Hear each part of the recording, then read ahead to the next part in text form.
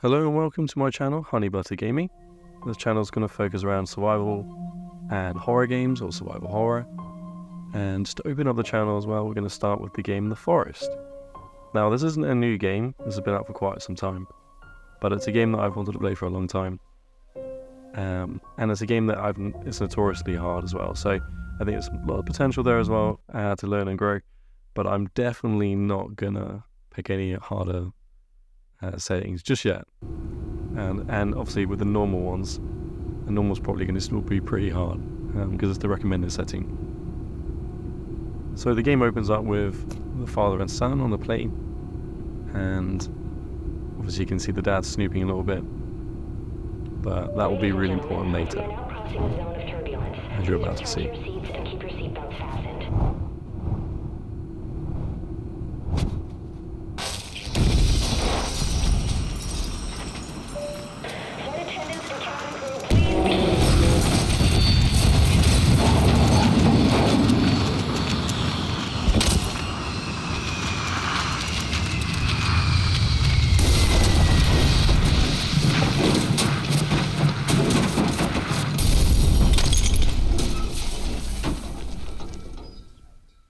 Well, it would be an absolute miracle if we would survive that. The question is, did we want to survive that? Oh my god. I have no idea what that is, nor will I ever want to find out, but he's got my son, last living heir, so it's pretty important that we retrieve that young man.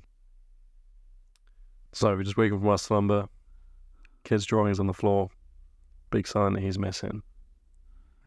So our first concern is obviously getting our hunger back up. The Zax is pretty important too. So unlucky for that flight didn't, but gonna have to unbury that from her chest. You have to bear with me for a second for the sensitivity, because that is way too high for someone of my caliber. Now, I know for this game I have played a little bit beforehand, so do bear with me why I think I'm just rushing around like this, because I know that it's a good idea to get away from this plane as soon as possible. It's best not to linger. So it's really important that you grab the flight manifest as well, because one of the big goals for this game is to find the missing passengers, find your son, and then obviously survive here in between. Now, usually for this game, you're supposed to collect a lot of the luggage, but for some reason I was feeling extra scared on this playthrough, so I fail at hitting the suitcases a few times here. But unfortunately for myself, there's a few different locations to spawn in the forest, and in this case, the flight is right next to the cannibal village. Now, maybe that's good for some people who played this game before, but for me, I'm not feeling that just yet. So the plan is now to head to the coast and use that to follow my way home, and the home is somewhere along the coast.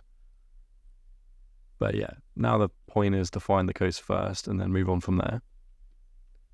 But my initial playthrough was quite some time ago now, so I'm still trying to gather my bearings to see exactly where I am and where to go from here. Now, you may be wondering what I'm about to do. And the question is, I do not know why I did this. I think it was some point. It's bred out of some sort of fear and anxiety, because I know that dark's coming and so are the cannibals. So I'm going to needlessly cut this tree down for no extra gain at all. So bear with me 1 second while I show off my hacking skills. Yep, almost there. Cut down this nice scenic tree that's probably been growing here for many years. Typical human. But I am living out my lumberjack fantasy, so that's one thing. Here she falls. Yeah, so I always look around myself thinking, what did I do that for? So the next step is to figure out exactly what we need to do first. So first step is to have a look at the crafting guide. Now, I am aware that you can craft stuff and upgrade stuff, so that will be important later, but in the immediate concern, it's just checking exactly what we need to do and what materials that we need to collect. So I do know that sticks, logs, and stones are the most important things to do. And finding little Timmy is very low on my agenda right now. So plan is to head along the coast to find a little base. Now I'm going to cut out a little bit of my travel time here by showing exactly where I've headed. And I've tried to keep the map a little bit fog of war style, to keep it a little bit more mysterious for us. So we're about to bear witness to our home for the first few days. So when I first played this game, I actually landed near the yacht, so I was quite lucky in that respect, because it's one of the first locations you can actually just sleep and save your game. Now for this game, somehow it just instills this fear, constant paranoia. I'm not too sure if anyone else feels this as well, but yeah, as I'm moving through, I'm not feeling great. Just figuring out what my sprint button is. Although I'm not too sure if you should be using your sprint button this often. Now, it'd be a good thing to wash off all this blood, but that's not the only reason. Now, one of the key things about this game, especially with survival, is, look at our little humanoid friends, is that they can't swim.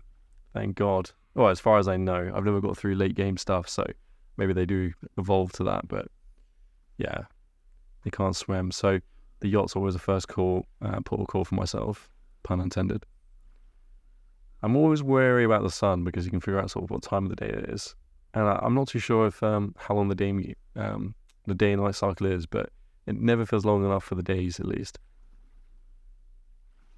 Now on the boat, you have to excuse the slow swimming as well, but on the boat there's a few different things we can gather here. Now if we can figure out how to jump up on there. And I'm not too sure if I'm ever supposed to read this manual, but there we are. Little guide to the yacht. But yeah, inside we can see that we've had a little midnight snack. A few little snacks for us to have later on. But yeah, we clicked a bit of photos here and there as well to figure out sort of the lore of the ship. Now I know for coins, that's important later on, but I can't remember exactly. And I can never read that milk carton quick enough, thinking maybe he was searching for someone. But why was it on a milk carton? Too many questions. But yeah, it's important to grab those snacks too. And I'm not too sure if I did here, but there we are. Now you know for next time. Now I always go for a cheeky little save here, just in case. Don't want to lose that, because I have made the mistake of backing out the game and then coming back and then realising it didn't save, which is an ultimate heartbreak for this game. Now I've sped up my reviewing of the manual because to the slowest of readers, this is extra slow. So the next sort of plan is to get some sort of transport, because running around isn't ideal. Now, I've actually made one of the biggest mistakes possible for this game, but I'll let you figure out as we progress. Now, seeing how slow the initial swimming was, we're going to collect some rope for the raft before we head off, but yeah, a few little tricks up my sleeve here as long as we go. And for some reason I didn't grab the third one. I can see it just there. But I'll come back for that later. Now, you lucky people are going to enjoy a sped up version of my pain in just a second. Nice little check of the map and crafting section. Little midnight snack with the sodas, solder, and staying at my cloth, my single piece of cloth. Enjoy. Because this is what it should feel like in the game. I guess just making them slow just adds that sort of extra thing about survival. Now, these little friends are not going to have a good time. Well, a lot longer time than they should have done, because I was feeling terribly at slaughtering these poor little inhabitants of this island. Although I would kill to be a turtle right now, because it seemed like they were chilling. Now, of course, I've got to take a trophy home, so that all the other turtles know. But I was also experiencing a few little bit of lag here and there, so I've tried to turn down my settings as much as possible. I entered the game with high settings. Apparently I could handle that. But as the game progresses, so does my lag. So fortunately you're going to watch the deterioration of graphics, so you have to bear with me there. Now, this poor little guy survived 2 strikes, 2 painful strikes to the back. It turns out turtles' shells are like their skeletons, so yeah, that's unfortunate for them. I couldn't even carry as extra. Yeah, you can't carry more than one turtle shell, so you can pretty much die for no reason there. But I've saved you some of the grinding on the way, so let's get some sticks for our raft. And I couldn't remember how many exactly you needed, but I know you can only carry 6, and I'm not going to let you witness me cutting my tree down as slow as it was before. Now, as far as I know, with trees, the direction you cut it down in is the direction it falls. So one of the big things about this game is how slow stuff is. Now, if you're clever, you can put the tree horizontal down a hill and it'll roll it down for you. So it's always better to build a base downhill. Now, this is the reason why building that boat was a terrible, terrible mistake in that area.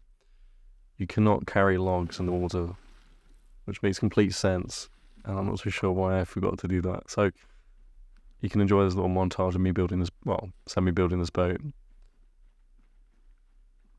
Now, like I said, it's increasingly laggy, so is the rise or fall of my graphics. It's the punishment of building this boat. But yeah, you can always see the sun go down, and that always gives me some extra nerves, because I know nighttime's never a good idea for this game. Plus, you can get wet and cold, which can cause some later problems down the road. Here you can see me snacking up, getting ready. Now, there's a few logs left on the beach, but I'm aware that our friends were there earlier, so I don't want them to come back or anything like that. So hopefully we're all okay, but as we progress for the first night, but time to hunker down soon, I think. Now, I do know these logs can sink. I don't know if anyone knows why, but I've had a few of the logs just end up at the bottom of the ocean, and once they're at the bottom, they're just there. Hopefully they despawn eventually. But at this point in the game, I'm not really willing to enter the island again. Once you're somewhere safe and the light's going down, it's really not a fun time to head out. So decided to hunker down for the first night and watch the sunset go down. And to be honest, it's not a nice sunset. Can't tell if it's my graphics card or the game.